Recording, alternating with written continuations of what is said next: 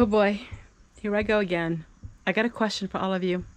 I received a comment just now on this morning's video, and I'm a little stirred up. I'm a little fired up. You know, that's what comments can do, but I thought it'd be a perfect opportunity to apologize to people about something, because I've been guilty of doing this, and I want to ask you a question. What does low income look like? What does low income look like to you?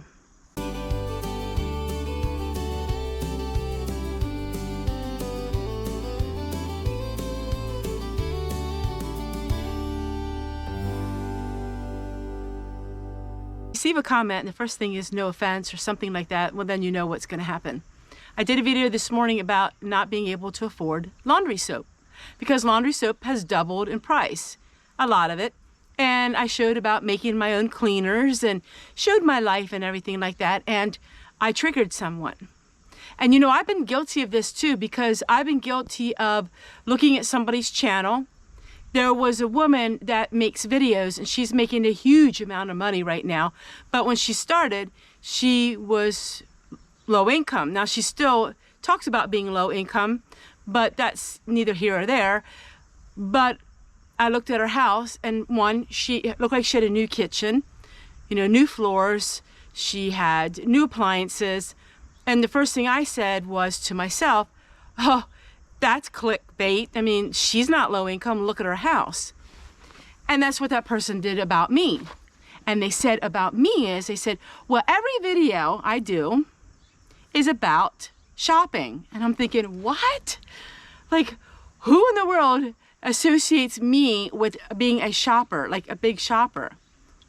And then I looked and there was different things. I did a grocery haul 1 week for $1.25. I spent, I think, $30 that day. That was my weekly groceries.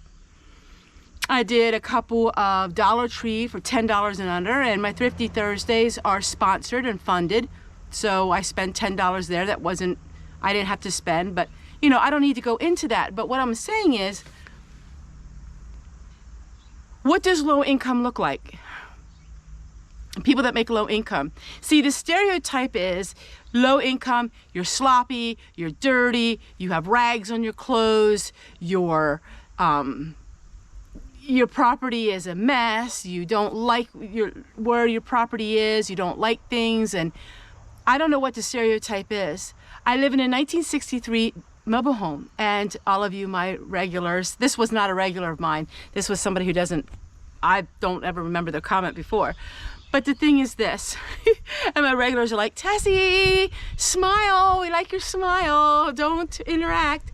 But the thing is this, yes, I've been guilty of this too. I've been guilty of looking at somebody and say, oh wow, they're rich, because maybe they have a Cadillac or an Escalade, or maybe they have something. But here's the deal, you can have a home that's $1 million home, and you're in $1.5 million in debt, you're poverty. Because if you have $1 million home, but you are underwater, and you sell your $1 million home, and you have all this other debt, and you end up with $20,000, let's say. Well, you're poverty, but you look rich. So many times when I worked at the food pantry, so many times people would drive in nicer cars than mine, nice outfits, clothing, you know, makeup and stuff. And I looked at them and I'm like, wow, because I judged them. I judged them saying, well, they're rich, when they had less than I did when all was said and done and everything was paid off and they were deep in debt. And here's the thing, why do we judge people? Why? You know, I am low income. What more can I say? I have an extremely low income. I work so hard for so little.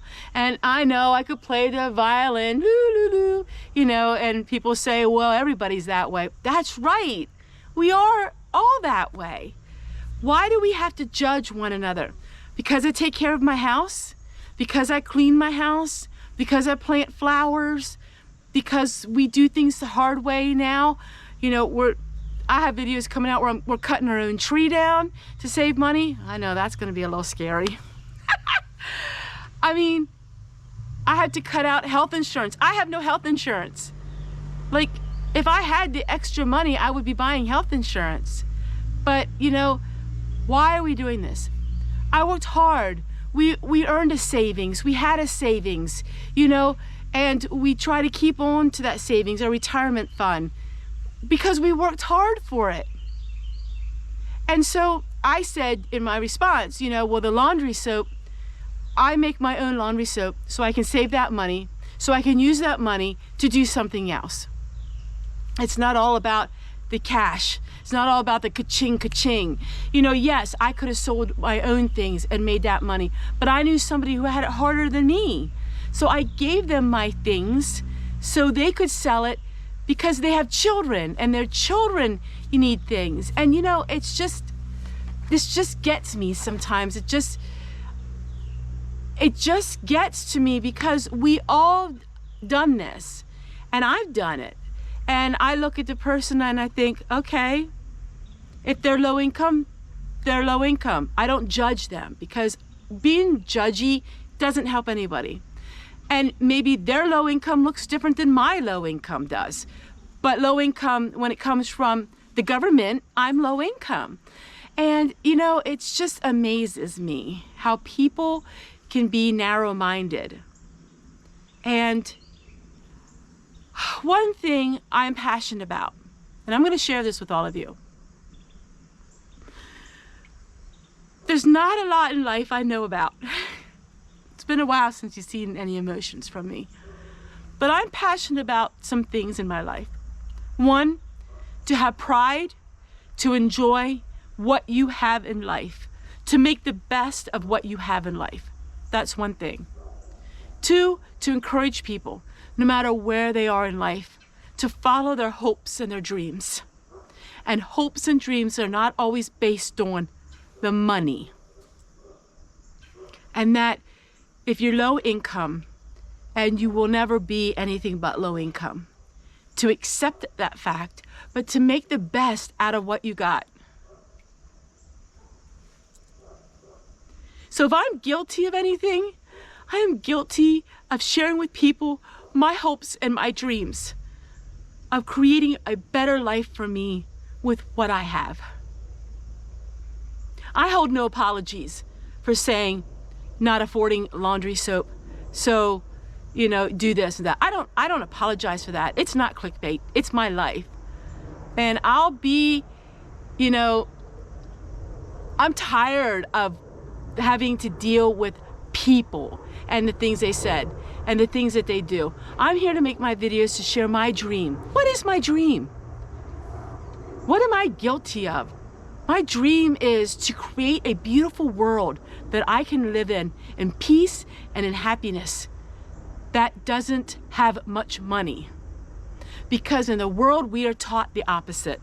We are taught if you have the right car, if you have the right clothing, if you have the right house, that's what gives you happiness, and it doesn't. And so here I am, and I am smiling because I'm passionate about this. And I was guilty of the same thing. Of course, I'm not mean about it. I just thought to myself, you know, this person doesn't look like they're low income. I'm not a mean person. That's not in my vocabulary. But it's like, people cannot be happy when other people are happy. And that is a sad, sad thing. It is. It's a sad thing, because this is what the generation is, what we're facing. We are facing negativity, and people are happy when there's bad things happening to people. We've seen that. I mean, seriously, we have seen that happen. It is unbelievable what we have seen happen. We've seen the demise, we've seen the deterioration of somebody, and other people were happy about that.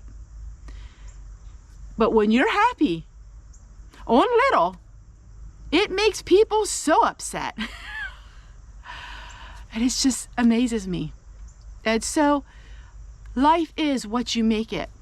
And what you see on the outside is not what you should base your life on, what you base other people's life on. Because there's so much more inside than what you see on the outside.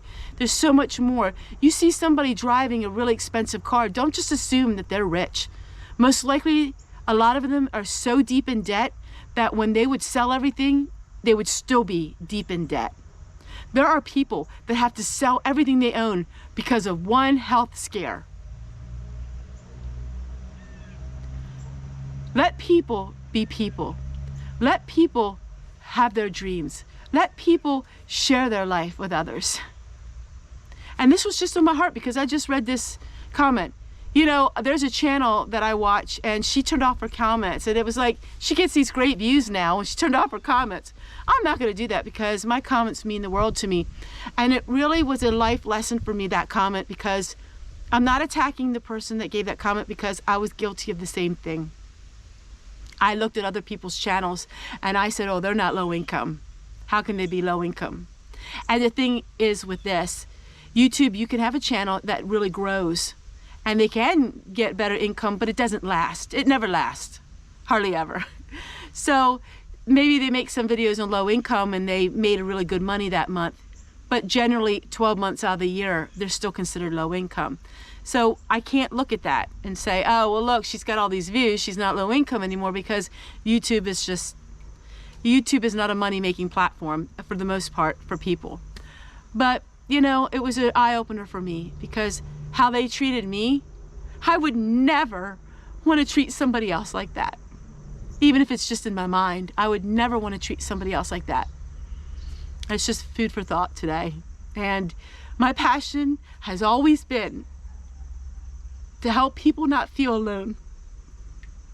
Because I come from up here to down here to try to work my way up. And feeling alone is something that's so hard on people.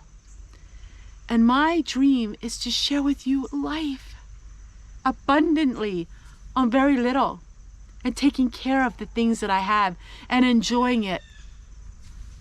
And that's what I'm guilty of. If you didn't see this morning's video, it was just a very minor looking video. Like, it was just a very, you know, 8-minute beautiful video of having fun and enjoying life. And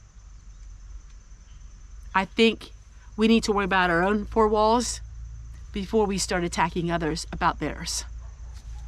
It's my thought.